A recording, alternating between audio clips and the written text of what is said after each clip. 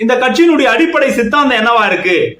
அதாவது இந்த காங்கிரஸ் பேர் இயக்கம் இருக்கிறது என்று சொன்னால் அது வெள்ளைக்காரர்களிடத்தில் இந்த இந்திய தேசம் அடிமைப்பட்டிருந்த காலகட்டத்தில் அந்த நாடு விடுதலைப்பட வேண்டும் என்கின்ற உன்னதமான உயர்வான ஒரு லட்சியத்தோடு களத்தில் நின்று போராடியவர்களாம் ஒருங்கிணைத்து ஏற்படுத்தப்பட்ட ஒரு இயக்கம் காங்கிரஸ் பேர் இயக்கம் என்றால் அதில் ஒன்றும் தவறில்லை.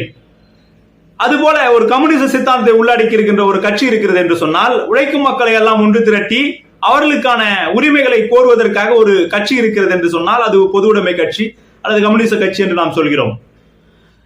அல்லது ஒரு அம்பேத்கர் பெயரில் இருக்கின்ற ஒடுக்கப்பட்ட மக்களுக்கான கட்சிகளாக இருந்தாலும் கூட இந்திய தேசம் தழுவி எல்லா பகுதிகளிலும் இருக்கக்கூடிய அந்த அம்பேத்கர் உடைய அடையாளத்தை முன்னிறுத்தி செயல்படுகின்ற கட்சிகள் கூட அந்த சாதியின் பெயரால் ஒடுக்கப்பட்டிருக்கின்ற மக்களுக்கான உரிமைகளை கோருவதற்கான ஒரு கட்சியாக செயல்படுகிறது.